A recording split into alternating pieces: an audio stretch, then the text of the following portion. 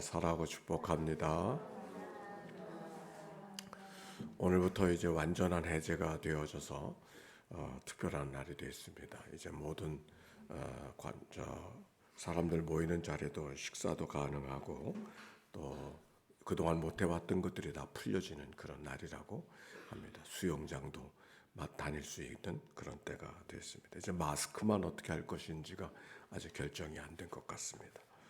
지난번에 주간에 기도하던 주찬이는 출국을 했답니다.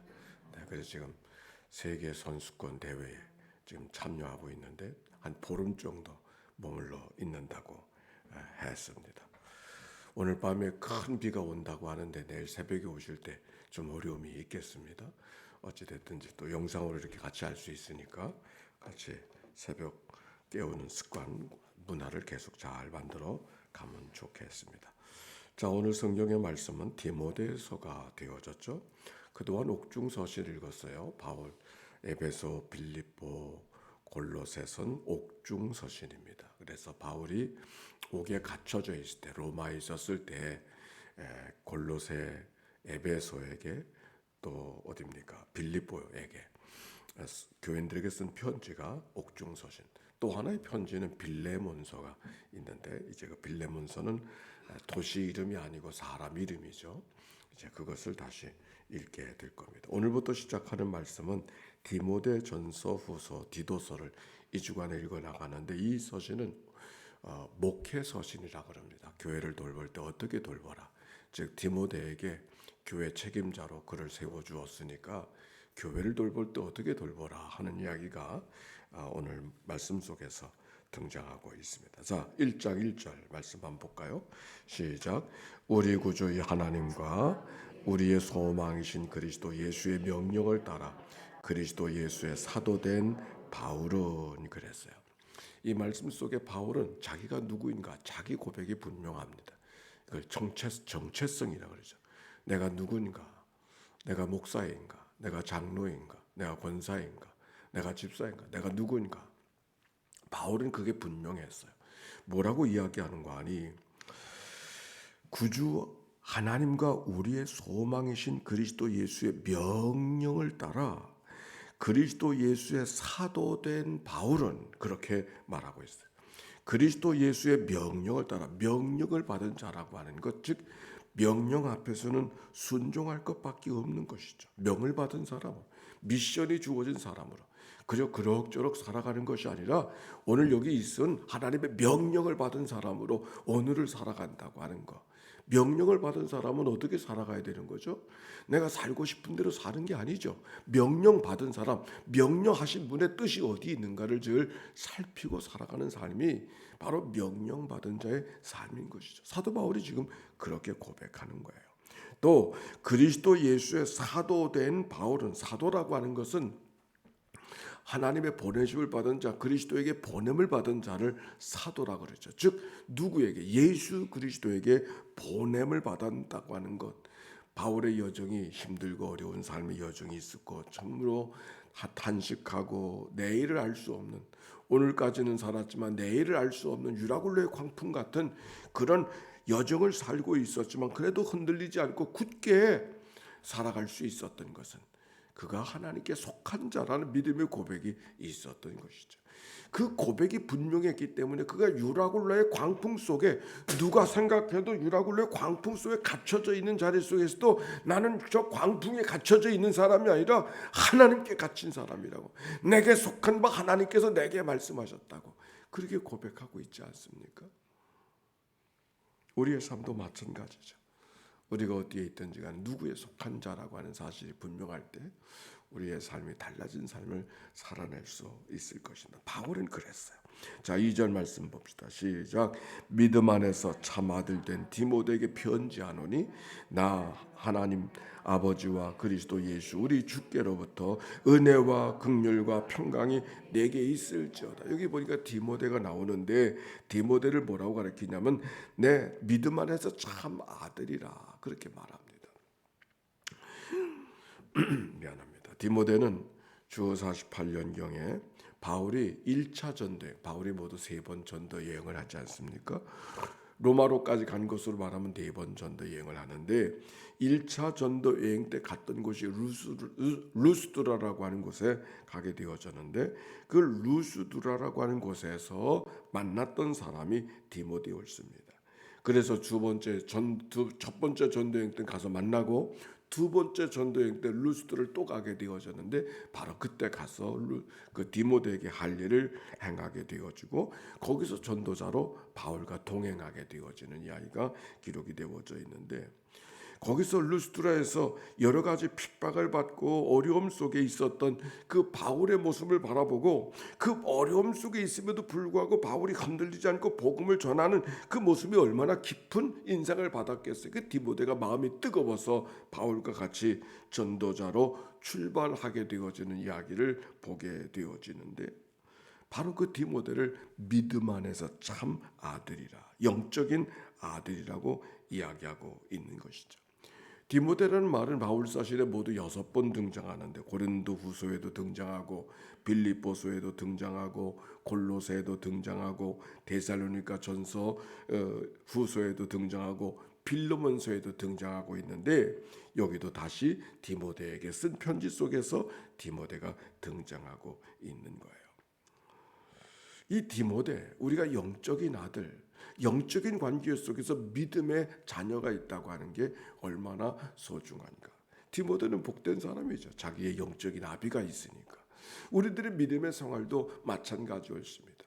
우리가 분별의 이야기를 할 땐 우리가 늘 분별을 혼자 하는 것이 아니라 함께 해야 된다는 거예요. 공동체로 분별해야 된다는 거예요. 왜? 내가 혼자 하는 분별은 늘 잘못될 수 있어요. 내 생각과 내 이기적인 그 어떤 마음, 내 어떤 판단으로 하나님의 뜻이 무엇인가를 잘못 판단할 수가 있기 때문에 그 분별이 과연 내가 분별했지만은 그 분별이 과연 하나님이 원하시는가를 다시 확인하기 위해서는 어떻게 혼자 다시 한번 들여다보는 것이 아니라 함께 들여다보는 것이죠. 그래서 함께 그룹이 지어져서 공동체가 돼.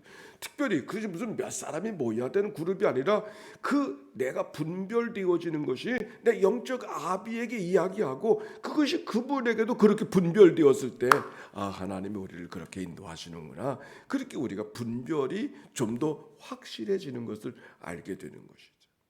그런데 그런 분별, 함께 더불어 하는 분별이 없이 내가 하나님 앞에 기도하고 내가 받은 계시라고 이야기하고 이렇게 저렇게 큰 소리하고 이야기하면 그거는 잘못될 가능성이 참 많은 거예요. 그러므로 우리들의 생활 속에 영적인 믿음의 아비, 믿음의 어미가 있다고 하는 것, 다른 말로 하면 영적인 멘토가 있다고 하는 것은 얼마나 소중한가. 이거는 교회를 처음 나온 사람만 필요한 게 아니고 목사에게도 영적인 멘토가 필요한 거고 장로님도 그런 거예요. 또 권사님도 그런 거고 우리가 누구든지 하나님 앞에 가는 그날까지 함께 더불어 손잡고 영적인 마음을 함께 나누고 살아갈 수 있는 그런 사람. 오늘 여기 디모데에게는 바울과 디모데는 그런 관계 속에 있는 것을 발견합니다. 3절의 말씀을 읽어볼까요? 3절에 시작. 내가 마게도냐로 갈 때 너를 권하여 예배소에 머물라 한 것은 어떤 사람들을 명하여 다른 교훈을 가르치지 말며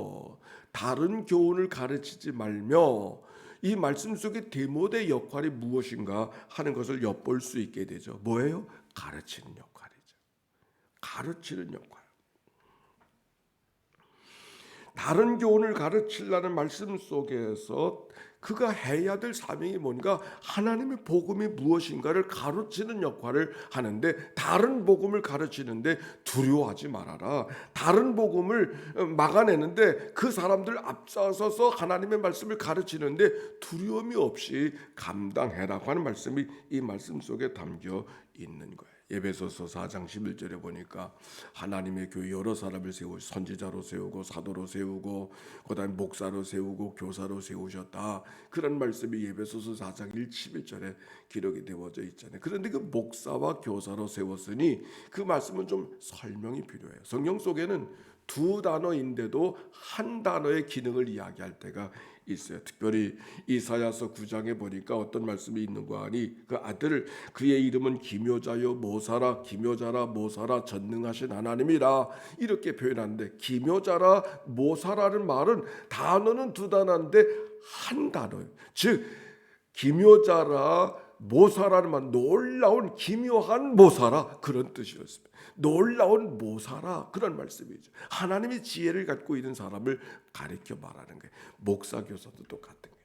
목사와 교사가 따로 있는 것이 아니라 성경 속에 이 두 말은 두 단어지만 한 단어 목사 교사로서의 역할. 즉 목사가 어떤 역할을 해야 되는가. 여러분 목사가 어떤 역할을 해야 될 것 같아요. 목사에 대한 기대가 많아요. 우리 목회실에서 목회 신학을 배울 때 신학교에서 이런 목사는 대서 역할 글 대신 써주는 것부터 시작해서 뭐 막노동하는 것까지 노동 교인들이 하는 모든 일들을 다 돌아봐야 되니까 그들은 목사를 그 자기가 하고 있는 모든 일들을 다 감당해주는 더 잘하는 사람으로 생각한다고. 그러나 목사가 정말 해야 될 성경적 언어는 뭔가 교사로서 목사 교사 가르치는 자로서 오늘 여기 디모데도 그렇잖아요. 다스리는 자라든지 행정하는 자라든지 뭐 다른 말씀보다 교사로서 가르치는 자로 선다고 하는 것. 목사 교사. 그래서 일본말 속에는 목사 선생, 목사라는 말과 선생이라는 말이 따로 떨어지지 않고 목사를 가리켜 목사 선생님 이렇게 말한다고 하는 일본말의 예법이 있다고요. 똑같은 말처럼 오늘 성경 속에서도 목사 교사는 다른 두 말이 아니라 목사로서 교사가 되어진 삶을 말하는데 오늘 성경이 바로 그 예배소로 낀 아주 디모데를 향하여서 내가 가르치는 역할 즉 교사로서의 역할을 그에게 잘 이야기하는 모습을 찾아볼 수 있습니다. 자, 그런데 그 목사 디모데에게 그렇게 권면하면서 두려워하고 있는 거짓 가르침들을 대항해서 하나님의 말씀을 가르치는 것이 얼마나 그 마음속에 부담이 되지 않았겠습니까?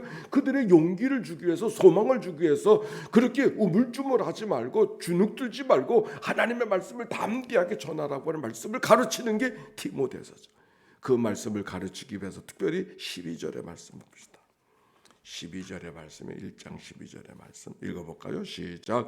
나를 능하게 하신 그리스도 예수 우리 주께 내가 감사함은 나를 충성되이 여겨 내게 직분을 맡기심이니 그랬어요.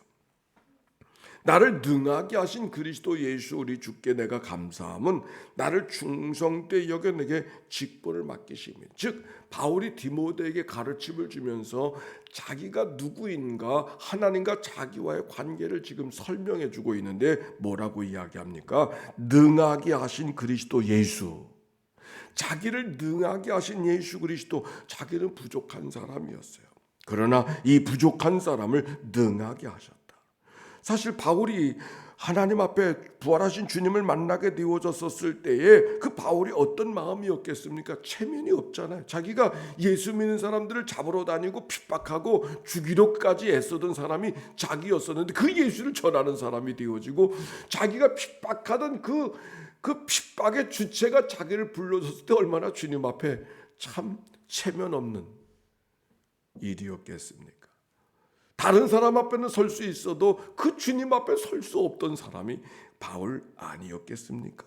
그런데 그 바울 정말 체면 없는 자기를 정말 하나님 앞에 설 자리가 없는 나를 하나님이 나를 세워주셨다고 하는 능하게 하셨다고 하는 그 고백이 하나님을 위한다고 하지만 하나님을 위하기는커녕 배은망덕하게 살았던 그걸 속지하며 살아도 부족한 그 바울이 오히려 자기를 세워주셨다고 하는 이 믿음의 고백 체면 없는 자기를 체면 있는 자로 세워주셨다고 하는 게 바울에겐 참 큰 감격이었죠. 그리고 이어서 말합니다. 뿐만 아니라 나를 충성되이 여겨주셨다. 여러분 충성되이 여겨주었다는 말이 무슨 말이에요? 그가 충성했다는 거예요? 아니잖아요. 충성하지 않았지만 충성된 것처럼 봐줬다는 말 아닙니까?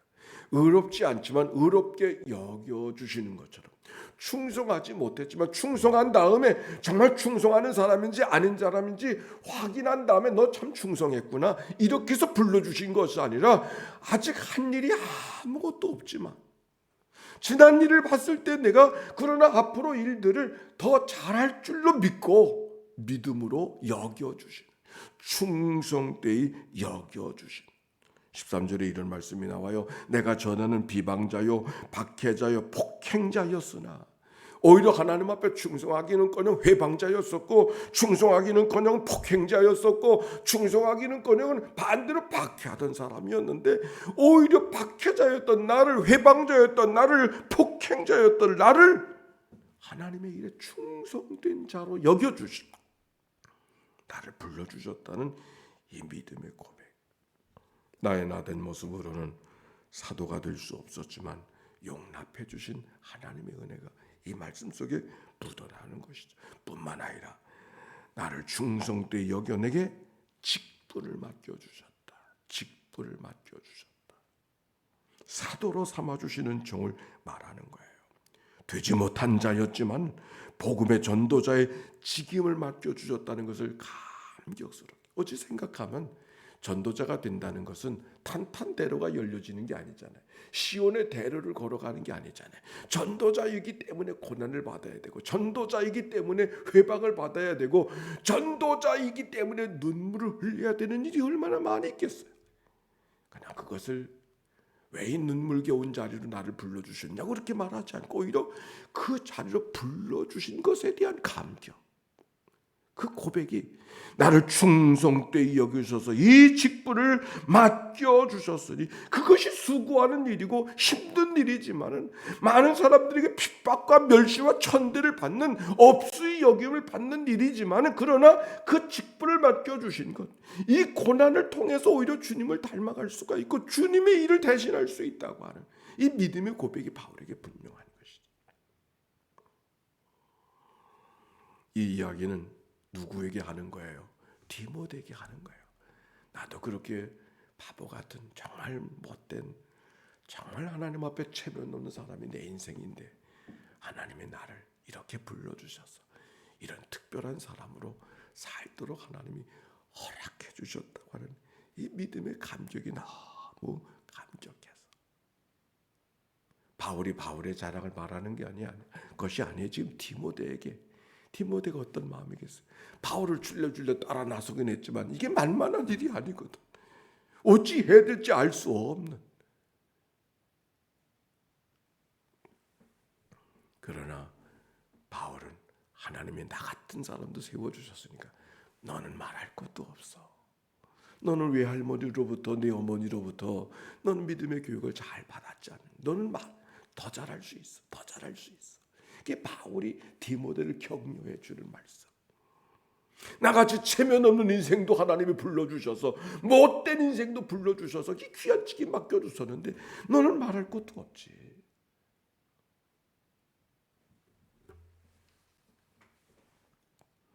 디모데를 격려해 주시던 이 하나님의 말씀이 디모데를 격려해 줄 뿐만 아니라 우리를 한 사람 한 사람을 격려해 주시는 이 아침이 되어지기를 바랍니다.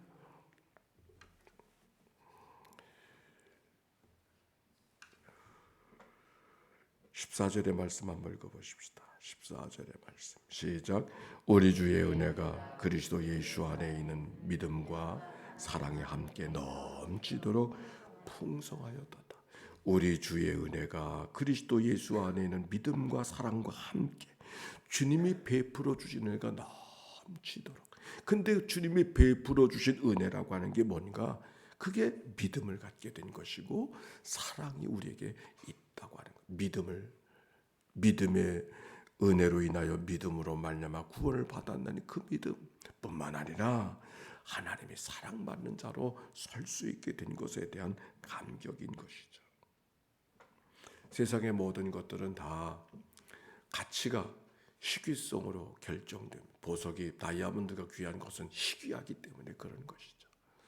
그러나 생각해 보면 이 세상에 다이아몬드만 희귀한 거 한 것이 아니라 무엇이 희귀한 거 아니? 우리의 인생이 희귀하지 않아요? 세상에 많고 많은 사람이 살고 있어도 나 같은 인생, 나와 같은 사람이 둘도 없어요. 얼마나 희귀한 거예요.